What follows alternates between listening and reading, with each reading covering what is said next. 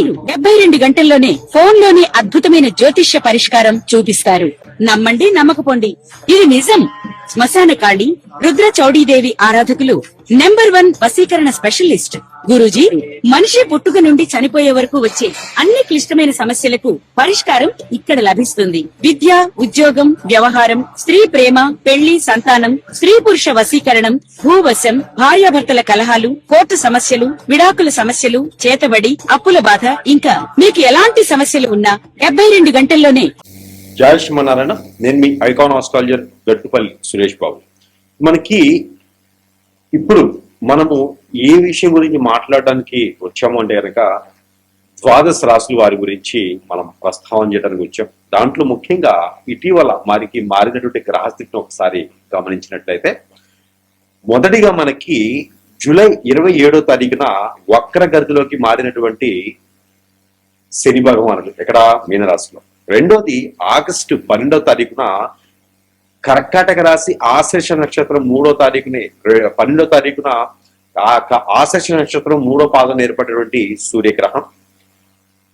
అలానే కుంభరాశి శతభిష నక్షత్రం 2వ పాదంలో ఏర్పడేటువంటి ఏదైతే ఆగస్టు 28వ తారీఖు పౌర్ణమి రోజున సంపూర్ణ చంద్రగ్రహం. ఆ తర్వాత సెప్టెంబర్ మాసం 2వ తారీఖున మనకి మారేటువంటి శుక్రుడు ఇక్కడ స్వస్థానానికి మనకి తులారాశికి వస్తూ ఉన్నారు. దాంతోపాటు సెప్టెంబర్ 7వ తారీఖున మనకి మారేటువంటి బుధ భగవానుడు ఇతను ఎక్కడికి వస్తున్నారు? కన్యారాశికి వస్తున్నారు.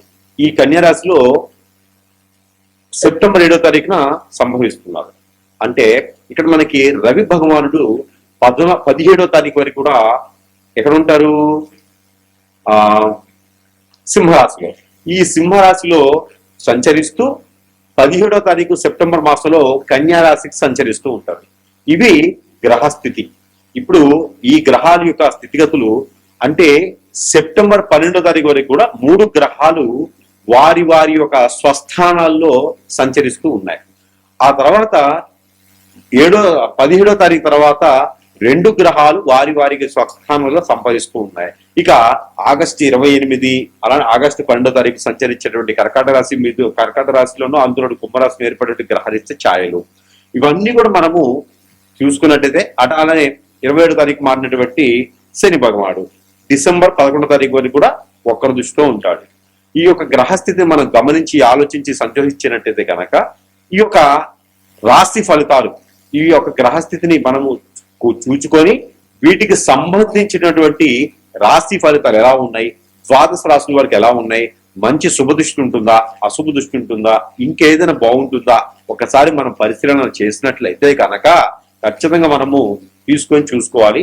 అలానే కొన్ని రాశుల వారికి శుభ ఫలితాలు ఉన్నాయి, కొన్ని రాశుల వారికి అయితే శుభ ఫలితాలు మాత్రమే ఉన్నాయి, కొన్ని రాశుల వారికి అయితే కనుక అశుభ ఫలితాలు కనపడతా ఉన్నాయి. కాబట్టి మరి ఈ సెప్టెంబర్ మాసం నుంచి కూడా డిసెంబర్ మాసం వరకు మనం ఆలోచించినట్టయితే కనుక మరి యొక్క గ్రహస్థితి ఇలా ఉండగా మరి ఈ యొక్క గ్రహాల యొక్క స్థితిగతుల ప్రకారంగా మరి జాతకంలో దశలు, అంతర్దశలు, గోచారం వీటితో పాటు ఇంకేమైనా దోషాలు ఉన్నాయా? కాలసర్పదోషం, నాగదోషం, కుజదోషం ఉందా, లేదా నరదోషం అంటే నరదిష్టి, నరఘోష ఉందా, పితృదోషాలు ఉన్నాయా, ఇంకేమైనా దోషాలు ఉండడం వల్ల మనం ఎదగలేకపోతున్నామా, లేకపోతే అసలు ఏంటి మన జాతకాలు ఎలా ఉంటున్నాయి, మారబోతున్నాయా, మరి ఇంకేదైనా విపత్తులకి లేకపోతే ఇంకొకరి చేతులు బలైపోతున్నాయా, లేకపోతే చాలా జాగ్రత్తగా ఉండాల్సి వస్తుందా, లేదా గండాలు ఏమైనా ఉన్నాయా, లేదంటే జీవితంలో ఏం చేస్తే మనం బాగుపడతాం, ఎలాంటి చేస్తే మనము నేతృత్వంలో బాగుంటాం, ఎలాంటి రంగాల్లో మనం రాణిస్తాం అనేక వాటిని మనం గమనించినట్టయితే కనుక ఒక్కసారి మనం పరిశీలన చేసుకుందాము.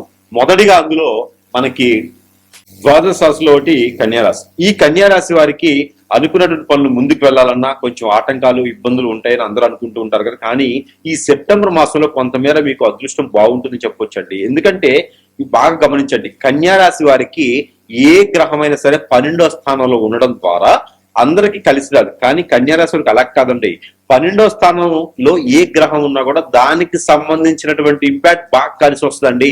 అలానే బుధుడు 7వ తారీఖు వరకు కూడా సింహరాశిలో ఉండు 7వ తారీఖు తర్వాత మనకి కన్యారాశిలో సంచరిస్తున్నాడు. కన్యారాశికి బుధుడు అధిపతి కాబట్టి ఆ రాశులను వస్తున్నాడు. అలానే రవి భగవానుడు 17వ తారీఖు వరకు కూడా సింహరాశిలో ఉంటున్నాడు. మనం అందరూ మాట్లాడుకున్నాం ఇవన్నీ. అయితే ఈ గ్రహాల యొక్క స్థితిగతులు అన్ని కూడా కన్యా రాశి వారి పైన మంచి శుభదృష్టితో ఉంటాయి. కానీ శత్రువులు కూడా ఎక్కువగానే ఉంటారు. చాలా జాగ్రత్త సుమి. చాలా ఆచి చూచి మాట్లాడండి ఎవరితో అయినా సరే, లేకపోతే చాలా ఇబ్బంది పడిపోతుంటారు. మీ వరకు మీరు సంపాదించుకుంటారు, ఖర్చు పెట్టుకుంటారు, లేకపోతే ఇంకేదైనా శుభకార్యాలు మంచి కార్యాలు అందరికి మంచి చేసుకుంటూ వెళ్ళిపోతూ ఉంటారు మీరు. కానీ మీ పైన అలా చేస్తున్నారు కదా, మీ పని మీరు చేసుకుంటారు. ఎదుటి వారు ఉంటారు కుక్కలు లాంటి వాళ్ళు ఏం చేస్తారంటే మీ పైనే దండెత్తేసి మీరు సరిగా ఉండకూడదు, బ్రతకూడదు, మీరు సరిగా జీవించకూడదు, ఎప్పటికీ వారి చెప్పు చేతుల్లో ఉండాలి, మీరు ఎదగడం ఇష్టం లేని వాళ్ళు చాలా మంది ఉంటారండి. ఇవన్నీ కూడా గ్రహించండి. గ్రహించి ఎవరితో ఎలా మాట్లాడాలో, ఎవరితో ఎలా ఉండాలో అలా ఉండండి. ఎక్కువగా మెదలకండి, ఎక్కువగా మీరు ఎవరికి కూడా ఎక్కువగా నరకోశ వచ్చేలా చేయకండి. మీ పర్సనల్ విషయాలు ఎవరికి షేర్ చేసుకోకండి. ఎవరితో ఫ్రెండ్షిప్ చేయకండి. ఎవరైనా ఏదైనా నోరు జారి కుక్కలా మాట్లాడారంటే వదిలివేసి మీ పని మీరు చేసుకుంటా ఉండండి. లేకపోతే గనక ఈ గ్రహాలన్నీ కూడా మీ మీద దండెత్తేసి ఏకదాటిగా మిమ్మల్ని ఇబ్బంది పెట్టి రోడ్డు వెంబడేసేలాగా మీ పొరుగు, ప్రఖ్యాత, హోదా, డబ్బు, పొలుగుబడి అన్నిటికీ నష్టం వాటిల్లుతుంది. కాబట్టి కన్యా రాశి వారు చాలా జాగ్రత్తగా ఉండండి. ఇక స్త్రీతో గాని పురుషులతో గాని ఎవరితోనైనా సరే చాలా జాగ్రత్తగా ఉండండి. ఇంకా మీకు ఏదైనా టైం పాస్ అవ్వట్లేదు, ఏదైనా ఇబ్బంది అవుతుంది అనుకుంటారా, డబ్బు లేదనుకుంటారా, తీర్థయాత్రలకు వెళ్ళిపోండి. తీర్థయాత్రలకు వెళ్తే బ్రహ్మాండంగా దర్శనాలు చేసుకుంటే దేవుడు మిమ్మల్ని కాపాడుతూ ఉంటాడు. కానీ మానవుల్ని నమ్మకండి. కన్యా రాశి వారు మరలా ఒకసారి చెప్తున్నా, మానవుల్ని నమ్మారంటే మాత్రము ఖచ్చితంగా మీరు ఇబ్బంది పడతారు. ఇప్పుడు ఉన్నటువంటి గ్రహస్థితి ప్రకారంగా లాభస్థానంలో 11వ స్థానంలో మీకు గ్రహణం ఒకటి ఏర్పడింది. ఈ గ్రహణానికి సంబంధించి 3 మాసాలు ఉంటది. అప్పటి వరకు కూడా శని వక్రగతిలో ఉన్నాడు. ఈ రెండు కూడా డిసెంబర్ 11వ తారీఖు 2025 సంవత్సరం వరకు కూడా తప్పదు. కాబట్టి మీరు అందరూ కూడా చాలా ప్రశాంతంగా ఉండండి. మీ పని మీరు చేసుకోండి, మీ బాధ్యతను మీరు నిర్వర్తించండి. కానీ మీరు చేసే పని ఎదుటి వారికి చెప్పకండి. మీరు ఏం చేస్తున్నారు, ఏం చేస్తున్నారు మీ వరకే పెట్టుకోండి. పెట్టుబడిని వ్యాపారాలు చేసుకోండి. లాభదాటిగా ఉన్నాయని పార్ట్నర్షిప్ వ్యాపారాలు పెట్టకండి. ఎవరితో కొంతను చేసుకోకండి. పెళ్లి చేసుకుంటే భార్యతోనూ భర్తతోనూ మాత్రమే చేసుకోండి. అంతేగాని వేరే వ్యాపారాలు కానీ వేరేది కానీ చేయకండి. ఇదంతా కూడా కన్యా రాశి వాడు మంచి కోసమే చెప్తున్నా. ఎన్నో రకాల రంగాల్లో ఉంటారు, ఎంతో మంది అనుచరులుగా ఉంటారు, ఎంతో మంది రాజకీయ నాయకులు, పారిశ్రామికలు, సెలబ్రిటీలు, వీరు వెనక ఉన్నతమైనటువంటి శిఖరాల్లో ఉన్నటువంటి వెనక అందరూ కూడా కన్యా రాశి వారు మాత్రం ఉంటారు. కాబట్టి నమ్మకమైన వ్యక్తులు కాబట్టి కన్యా రాశులు చాలా జాగ్రత్తగా ఉంటూ ముందుకు వెళ్తే రానున్నటువంటి కాలం అంతా కూడా కన్యా రాశి వారికి బాగుంటుంది. కాబట్టి ఇంకా అన్ని రకాల రంగాల్లో ముందుకు వెళ్ళాలంటే కూడా ఇక గ్రహరీత్యా దోషాలే కాకుండా ప్రకృతి దోషాలే కాకుండా కొంతమంది మన పైన ఏదైనా హిప్నాటిజం, బ్లాక్ మ్యాజిక్ వచ్చి కనుక చేసి ఉండొచ్చు. అలాంటిది ఏమైనా ఉంది అంటే కనుక సురేష్ గారిని సంప్రదిస్తే మీకున్న సమస్యకి పరిష్కార మార్గం చూపించే విధంగా ఉంటుంది. ఇక చిన్న చిన్న పరిహారాలు అయితే మాత్రం ఖచ్చితంగా ఈ పరిహారం చేసుకుంటే కొంతమేర ఉపశమనం అయితే మాత్రం లభ్యపడుతుంది. కాబట్టి అలా విధంగా ముందుకు వెళ్ళొచ్చు. ఇలానే మనకి ఈ రాశి వారు గనక ఈ ఒక చిన్న పరిహారం చేసుకున్నట్టయితే గనక గ్రహణాల దోషాలు, గ్రహస్థితి దోషాలు, ప్రకృతి దోషాలు అన్ని కూడా ఒక మేర ఉపశమనం అయితే మాత్రం ఖచ్చితంగా లభ్యపడుతాయండి. అంటే ఈ ఏం దానం చేయాలంటే గనక, ఎలాంటి పరిహారాలు కావాలంటే గనక మనం దాన్ని గ్రహించాలి.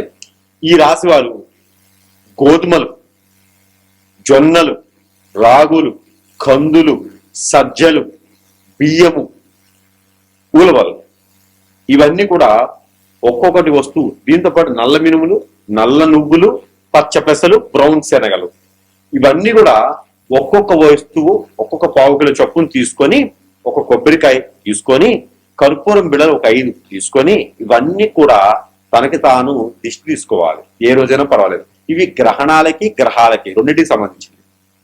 అందరూ చేసుకోవాల్సి ఇది తీసేసుకొని తల చుట్టూ 7 టైమ్స్, తల దగ్గర నుంచి కాలు వరకు 7 టైమ్స్ దిష్టి తీసుకొని ఎక్కడైనా పారిడి నీటిలో కానీ పొదలగొండ చెట్లలో కానీ వేసేసేయాలి. అలానే సేమ్ ఐటమ్స్ మళ్ళీ తీసుకొని తనకి తానే ఒక క్లాత్ పలుకుని కూర్చొని ఇంట్లోనే భుజాల మీద అభిషేకం చేసుకోవాలి.